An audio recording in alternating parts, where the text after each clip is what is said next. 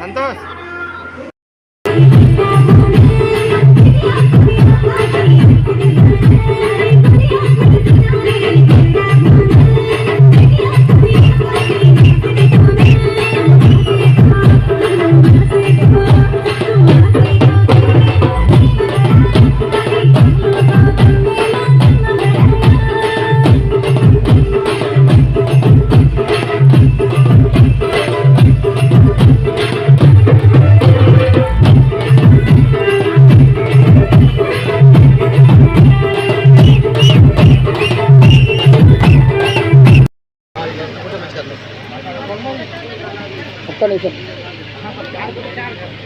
बोल सेवालाल महाराज की जय सेवालाल जय सेवालाल।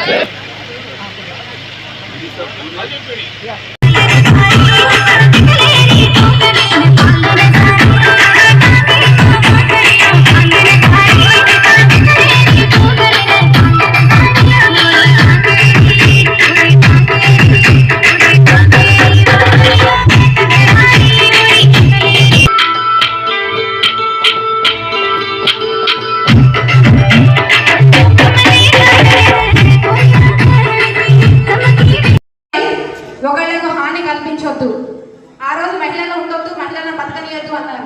కానీ వాళ్ళ మహిళలకి మన ప్రభుత్వం అన్నింటిలో మొదటి పీట వేస్తుంది, మొదటి ప్రాధాన్యత ఇస్తుంది. ఎదగాలి అని చెప్పేసి చాలా రకాల ప్రోగ్రాం చేస్తున్నారు. వీటన్నింటినీ కూడా పెద్దలు చెప్తారు. ఆహ్వానించినటువంటి నిర్వాహకులందరికీ కూడా పేరు పేరు 2 కోట్ల రూపాయలతో అరుగు పొంగులేటి శ్రీనివాసరెడ్డి గారితో శంకుస్థాపన అంబేద్కర్ సెంటర్ లో రాయేశా.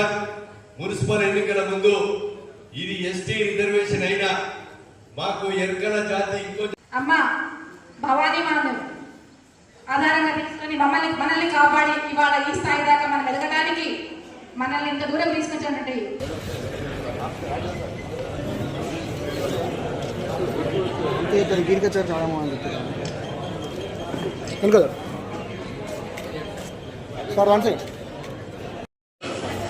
విచ్చేసిన గౌరవ ఎమ్మెల్యే గారు, జిల్లా కలెక్టర్ గారు, జిల్లా అధికారులు, బంజారా సోదరులు అందరికీ నమస్కారాలు.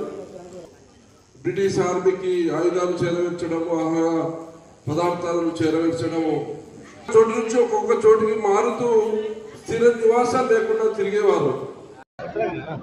సేవాలాల్ మహారాజ్ 287వ జయంతి సందర్భంగా రాష్ట్ర ప్రభుత్వం గౌరవ ముఖ్యమంత్రి రేవంత్ రెడ్డి గారి నాయకత్వంలో ఘనంగా నిర్వహించడం కాకుండా ఈరోజు వాళ్ళకు కావాల్సినటువంటి హక్కులు కానీ వాళ్ళకు కావాల్సినటువంటి నిధులు కానీ ప్రతి జిల్లా కేంద్రంలో మరి బంజారా భవన్లకు ఇస్తూ సేవాలాల్ మహారాజు మరి యొక్క స్టాచ్యూలకు కూడా మరి ప్రభుత్వ పరంగా పెట్టాలనే ఒక ఆలోచన కూడా మరి చేయడం మరి గౌరవ ముఖ్యమంత్రి గారికి హృదయపూర్వకంగా ధన్యవాదాలు తెలియజేస్తూ, ముఖ్యమంత్రి గారు గిరిజన మంత్రి గారు ఇద్దరు కూడా భూపాలపల్లి జయశంకర్ జిల్లాకు ఏదైతే 2 కోట్ల రూపాయలు బంజారా భవన్ మంజూరు ఇవ్వడం జరిగింది.